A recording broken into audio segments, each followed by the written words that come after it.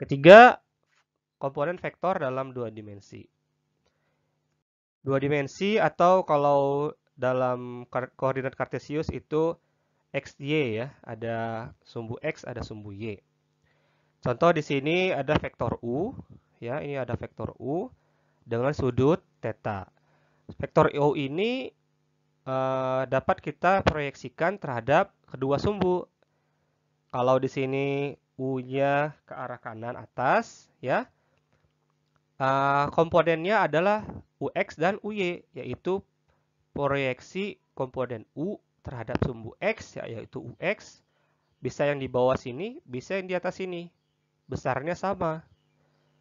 Lalu ini UY, ya, merupakan komponen pada sumbu Y. Ini ada UY di sini ada UY. Kalau kita perhatikan betul-betul, ini mirip seperti kejar genjang tadi ya, mirip seperti hukum paralelogram. Tapi ini bentuknya bukan kejar genjang tentu. Ini bentuknya persegi panjang ya.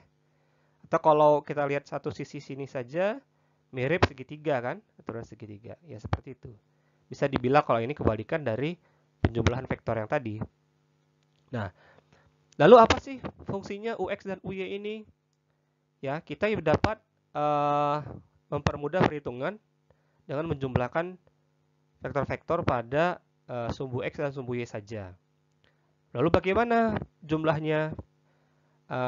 Kita punya U, lalu apa hubungannya U dengan UX? Apa hubungannya U dengan UY? Kita bisa dapatkan dari perbandingan trigonometri. Perhatikan di sudut sini, ini sudut tetanya. Sementara UY adalah sisi depan sudut.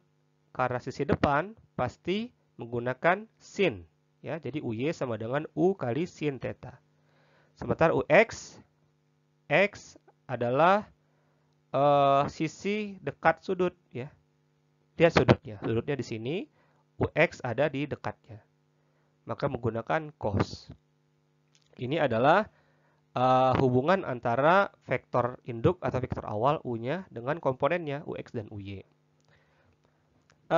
Dengan menggunakan ini kita bisa menyatakan juga dalam bentuk vektor kartesius namanya ya. Dalam vektor kartesius ini punya komponen I dan J. Nah ini adalah menunjukkan vektornya dalam sumbu X dan J pada sumbu Y. Ini cuman notasi saja ya. Kita juga bisa menyatakan besar dari vektor U atau skalarnya dengan cara akar UX kuadrat tambah UY kuadrat. Nah, ini mirip seperti hukum Pitagoras sebenarnya. Dan kita juga bisa tentukan sudut theta adalah arctangen dari UY per UX. Dari sini kita bisa mendapatkan semua sifat-sifatnya. Contoh soal, di sini ada soal saya buat. Sebuah gaya sebesar 160 Newton bekerja pada arah seperti yang ditampilkan pada gambar. Nyatakanlah gaya F tersebut dalam komponennya sesuai koordinat gambar. Ya.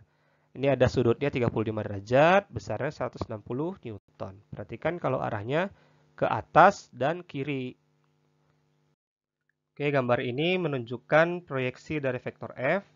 Sini ada yang gambar biru berarti FY ya. Sementara yang merah itu Fx, proyeksi pada sumbu X.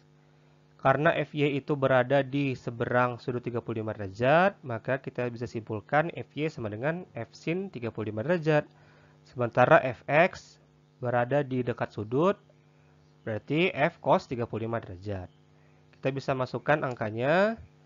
F tadi 160 Newton, berarti Fx, F cos 35 derajat, 160 dikali cos 35 derajat adalah 131,06 Newton. Sementara Fy, F sin 35 derajat sama dengan 160 Newton dikali sin 35 derajat sama dengan 91,77 Newton. Kalau kita nyatakan dalam bentuk vektor kartesius, seperti ini ya, F sama dengan 131,06 Newton I, yang artinya ini komponen X, tambah 91,77 Newton J. Ini komponen Y ya. Jadi ini adalah komponen pada sumbu X, sedangkan J komponen pada sumbu Y. Rangkuman, yang pertama, skalar dinyatakan dengan besarnya saja, yang dapat berupa bilangan nyata, sementara vektor memiliki besar dan arah. Ya. Arah itu adalah pembeda antara skalar dan vektor. Kemudian penjumlahan vektor bisa menggunakan dua metode, yakni hukum paralelogram atau jejar genjang maupun aturan segitiga, seperti yang sudah kita contohkan tadi. Yang ketiga, hukum paralelogram dapat menjumlahkan vektor dengan menjadikan vektor sebagai sisi jejar genjangnya, sehingga diagonalnya merupakan vektor resultan. Kalau aturan segitiga, menjumlahkan vektor di mana salah satu vektornya ditempatkan pada kepala vektor yang lain, sehingga satu sisi segitiga yang lain merupakan vektor resultan. Dan proyeksi vektor pada sumbu X dan Y bisa juga disebut sebagai komponen vektor. Dan nilainya atau besarnya dapat ditentukan dengan perbandingan trigonometri. Demikian saya rasa cukup. Terima kasih telah menyaksikan materi kuliah ini. Assalamualaikum warahmatullahi wabarakatuh.